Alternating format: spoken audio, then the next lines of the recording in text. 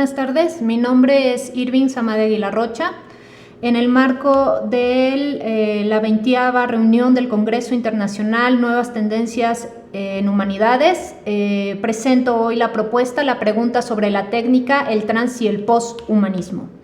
Esta propuesta busca comprender la cuestión tecnológica y el papel que desempeña en la posibilidad de intervenir y transformar la constitución física y biológica del ser humano, con el objetivo de mejorar su condición. Este acercamiento apunta en un nivel ontológico a la pregunta por su radical transformación del cuerpo humano, de su concepción de él y su condición ontológica, al parecer completamente diferente a como se comprendía en el pensamiento tradicional.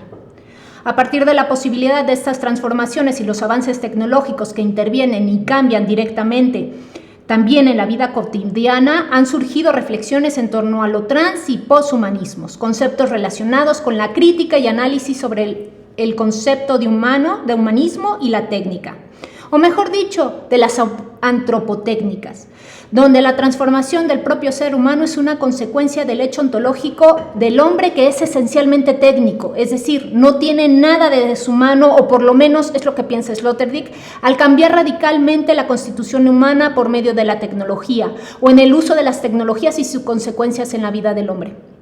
Por otro lado, la tecnología se ha extendido y naturalizado en las sociedades actuales. Esta extensión ha sido invisible, se ha convertido en un sistema que no deja fuera ningún ámbito de la vida humana. De ahí la necesidad de reflexionar en torno a la tecnociencia, con base a la propuesta de Gilbert Ochoa, no solo entendida como transformadora radical de la vida humana, sino también como la forma de pensar de Occidente. A partir de aquí se plantea una reflexión de corte filosófico, ya que las modernas dinámicas tecnológicas y sus posibilidades obligan a preguntar qué es el hombre y qué haremos de él. La tecnociencia en todos los ámbitos de la vida permite pensar también en lo trans y post-humano. En este sentido, se pone en cuestión también, y desde el planteamiento de Ochoa, el humanismo y su capacidad de autooperación. La pregunta surge a raíz de la inquietud por los avances tecnológicos y su doble posibilidad. La de ser un peligro, por un lado, y por otro, la de contribuir a la vida en la Tierra. Esta doble posibilidad también es la de este ejercicio, que busca a partir de dos tipos de análisis, el de Sloterdijk a un nivel ontológico y el de Gilbert Ochoa, desde una reflexión y discusión biopolítica, práctica, crítica, a partir de los informes presentados por Estados Unidos y la Unión Europea sobre lo trans y posthumanismo, que tiene que ver con la posibilidad de la implementación de las tecnologías nano, info, cogno y bio, junto con la necesidad de incluir a las humanidades, especialmente la filosofía, en el mejoramiento del ser humano. Esto implica la pregunta fundamental sobre el hombre y su transformación ontológica, ¿o no?, a partir de estos argumentos. Desde esta perspectiva, se trataría de una biopolítica en sentido Foucaultiano, donde las técnicas gubernamentales son utilizadas sobre las poblaciones. Para desarrollar lo expuesto, he dividido este ejercicio en 3 apartados. Por motivos de tiempo, solo me encargaré de reducir la segunda y tercera parte de este ejercicio. La primera de ellas se llama la condición técnica humana de distanciamientos y esferas, donde se aborda la cuestión ontológica sobre la técnica y el hombre. La segunda se titula el transhumanismo, una cuestión biopolítica, Ochoa. En este se muestra, a partir del análisis de los dos informes, la importancia de reflexionar sobre el papel de las humanidades como disciplina y las discusiones actuales desde la biopolítica. El tercer apartado, el trans y poshumanismo, Sloterdijk. Aquí se explica, a partir de lo expuesto, en este ámbito práctico-político, la necesidad de abordar una antropología filosófica y la postura sobre la autooperación humana.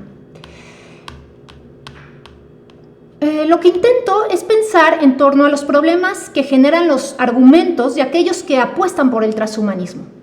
La postura desde donde se aborda es una postura crítica en las dimensiones sociales, políticas y éticas. Para Gilbert Ochoa, el paradigma evolucionista, y lo cito, del transhumanismo es materialista. Este materialismo es tecnocientífico. Evoluciona con las tecnociencias, sus instrumentos y sus conceptos operativos.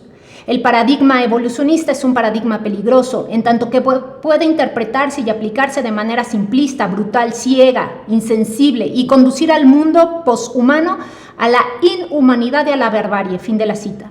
Sobre el tema del transhumanismo, que es de carácter global. Otua lo aborda desde la biopolítica entre el informe de Estados Unidos titulado Tecnologías convergentes para el mejoramiento del desempeño, nanotecnología, biotecnología, información tecnológica y ciencias cognitivas. Es un informe del 2002.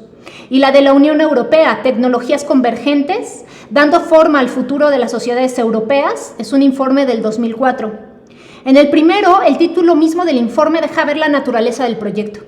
La convergencia de las tecnociencias enumeradas nano, bio, info, cogno, con el fin de mejoramiento de las capacidades humanas.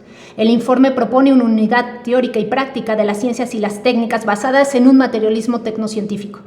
Quiero poner en evidencia todo aquello que será posible realizar en un nivel nano, donde no hay diferencias entre la materia inerte, viviente y pensante, entre lo natural y lo artificial, entre el hombre, la máquina y el animal. El acercamiento afirma: es de un ingeniero universal, dice Otua. Si todo es material y producto de una mezcla natural más o menos lograda, ¿por qué no intentar mejorar técnicamente dichos resultados y generar nuevas construcciones?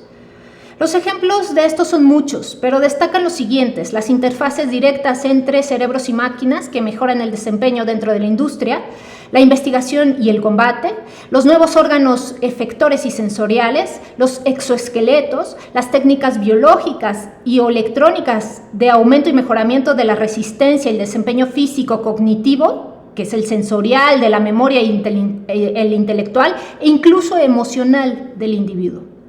Todo esto parecería remitirnos a la ciencia ficción, pero aparece en el informe. Se trata de un optimismo entregado a este desarrollo.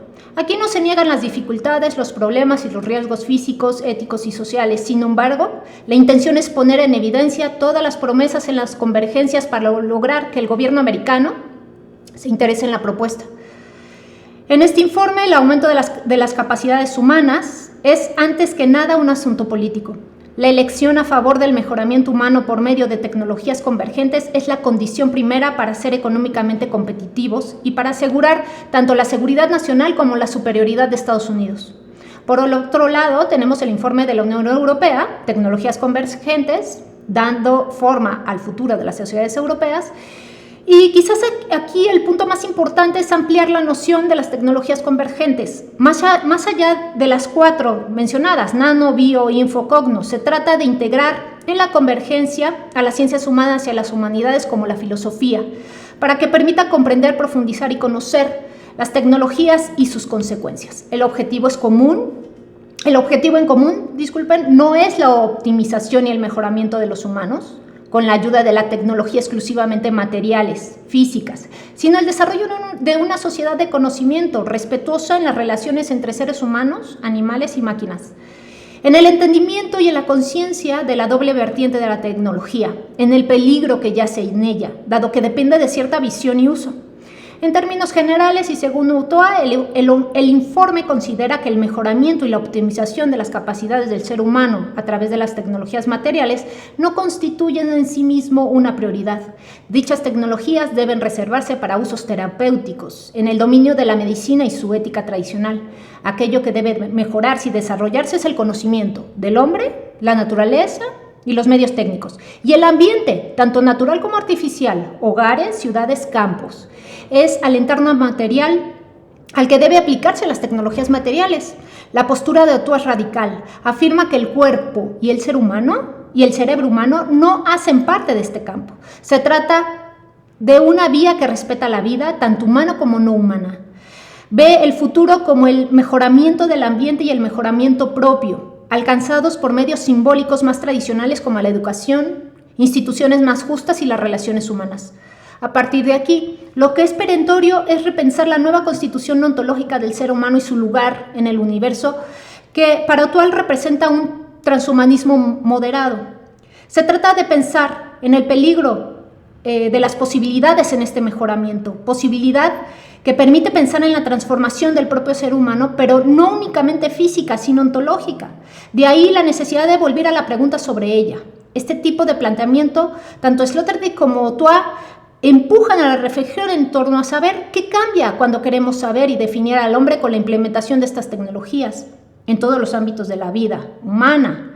a la inquietud y a la pregunta por lo que constituye ontológicamente el ser humano, su concreción en lo cotidiano. A partir de esta dicotomía de las tecnologías y el constante riesgo que cabe decir, son propias de las sociedades humanas. Y son ellas las que han impuesto estos límites a los recursos naturales y a la vida en la Tierra. A partir de lo expuesto surge la necesidad de esta pregunta ontológica sobre el hombre, a partir de la tecnociencia y el desarrollo de la tecnología, con las nociones de trans y poshumanismos. Estos términos aún están en debate, dado que consiste en la mejora y potencialización del hombre, en permitir y potenciar el milagro en el propio hombre, si pensamos en la expresión de Emilio Uranga. La biotecnología, entendida desde el planteamiento de Sloterdijk como una antropotécnica, que transita las fronteras entre la vida y la muerte y que tiene repercusiones en la autocomprensión humana, que no se había visto nunca, obligan a repensar los códigos jurídicos y médicos frente a la programación del cuerpo posbiológico. Sloterdijk se acerca al análisis de la tecnología en este sentido, partiendo de la idea de que el humanismo está en crisis, lo que va de la mano con el fin del programa moderno, cuya aplicación está en la domesticación racional de la humanidad y el dominio-apropiación del mundo de las cosas. Dadas las características y los peligros que vieron los intelectuales, se muestra necesario el tener una posición no ingenua frente a los avatares y avances tecnológicos en la vida humana y sus repercusiones. Por ello, tomaremos algunas tesis de Sloterdijk, principalmente en dos textos, Normas para un parque humano y La domesticación del ser. Pero en realidad, en torno a este tema, tiene también los textos del extrañamiento del mundo, En el mismo barco, El hombre autooperable y Has de cambiar tu vida, que es el último que ha publicado. Estos nos ayudarán a comprender la disolución de las dicotomías tradicionales entre cuerpo-alma, materia-espíritu, libertad-mecanismo, humanos-no humanos. Con la aparición de la radio y la televisión y ahora el Internet, las estructuras culturales y sociopolíticas se desarrollan en otros ámbitos diferentes de aquellos donde media la palabra escrita. A partir de aquí, Sloterdijk muestra cómo el humanismo es obsoleto e inviable. Se trata de la crisis cultural del humanismo en general después de la Segunda Guerra Mundial. El humanismo, explica Sloterdijk, es la resistencia ante las tendencias de la barbarie y la brutalidad desde la condición humana, como la violencia o la crueldad, que por medio del humanismo y sus dispositivos, como la lectura y la meditación y la filosofía, pueden contenerse. A la idea de humanismo habría que entenderla, según nuestro autor, de la siguiente manera. Se trata de la pregunta por cómo puede el hombre convertirse en un ser humano verdadero o real, ineludiblemente planteada desde aquí como una cuestión mediática, si entendemos como medios aquellos instrumentos de comunicación a través de cuyo uso los propios hombres se conforman en eso que puede ser y que serán. Fin de la cita. La cultura occidental expresa una voluntad de domesticación del ser humano a través de la educación y la lectura. De aquí la inquietud por saber qué amansará al ser humano si hasta ahora sus esfuerzos para autodomesticarse, a lo único que en realidad y sobre todo lo ha llevado es a la conquista del poder, sobre todo lo existente. Los amansamientos y su historia social son para el autor una dimensión esencial del ser humano. Es la forma en que el hombre, en la creación de la cultura y en la contención de su barbarie, se corresponde con el todo. De ahí que el ser humano será un producto de un conjunto de técnicas aplicadas sobre sí mismo. Para poder comprender nuestro tiempo, uno de los elementos más importantes es la tecnología, su aplicación en la vida humana y las repercusiones sobre la existencia del hombre y su vida en el planeta. Esta problemática es abordada en Normas para un parque humano, pero sobre todo en la domesticación del ser, en donde encontramos el desarrollo. Uno de los puntos que menciona como característica primordial es la salida del entorno natural, tal y como ya lo planteaba Ortega y Gasset en su meditación sobre la técnica. Y con esa salida también la creación de mundo. Justo en este punto es donde ontológicamente se mueve la definición del ser humano y su forma de ser, y que Sloterdijk comprende como lo monstruoso, entendido como el desarrollo permanente, por ejemplo, de la técnica nuclear. Pero no solo se refiere al desarrollo de la tecnología biológica con sus implicaciones, es decir, se refiere a lo siguiente. En consecuencia, El resultado de la era del globo es la globalización exacerbada de las invenciones humanas en la Tierra. En esta se hace patente lo monstruoso hecho por el hombre. Fin de la cita. El acento en la reflexión de Sloterdijk está puesto en la recreación y reconstitución del hombre y el mundo. Y su planteamiento es de particular interés para esta reflexión porque la técnica biológica, en lo que tiene de creadora, de antropotécnica, se trata de un teorema filosófico y antropológico según el cual el hombre mismo es fundamentalmente un producto que no puede ser comprendido más que si, en un espíritu analítico, se inclina uno sobre el modo de producción. Lo monstruoso es una condición ontológica que consiste en que el ser humano se entiende a sí mismo como creador y administrador de sí. Este elemento ontológico es el que permite y remite a Ortega y Gasset con la capacidad de ser que no tiene nada de divino, pero que sí debe, quiere y puede crear mundos y culturas. La cuestión de la doble posibilidad de la tecnología en una de sus caras muestra al hombre como el resultado de los dispositivos y las lógicas racionales del pensamiento tecnocientífico, cuyo conocimiento rebasa la capacidad humana de determinar sus efectos, y esto acontece en lo cotidiano también. Este tipo de reflexión sobre esta cuestión en el siglo XXI refleja el hecho que una parte del género humano, el europeo específicamente, intentó, y parafraseando a Sloterdijk, con su entrada en la era altamente tecnológica, un procedimiento sobre sí misma y contra sí misma, cuya apuesta representa una nueva definición del ser humano. Sloterdijk apunta a la biotecnología como un proyecto que domesticará al ser humano frente al fracaso del humanismo, cuestión ineludible ante los escenarios futuros en las sociedades de riesgo. El hombre operable es un concepto que utiliza el autor para oponerse a la idea del hombre que se ha formado en el pensamiento tradicional.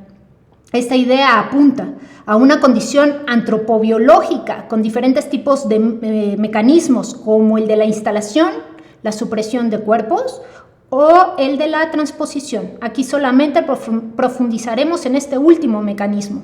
Este implica que el ser humano ha adquirido la capacidad de interiorizar lo extraño y al mismo tiempo la de exteriorizar los estados internos, y para ello tiene el lenguaje como el órgano universal de la transposición. Es a través de este como hacemos el mundo cercano y próximo, lo extraño, a los espacios habitables. Se trata de una simbolización de lo real. Si lo expuesto es acertado, entonces sería imposible el habitar humano en el siglo XXI, fuera de los ejes virtuales y digitales que rigen a las sociedades actuales. Lo que define al ser humano se experimenta en las redes virtuales de información y está siempre dispuesto a la autotransformación tecnológica.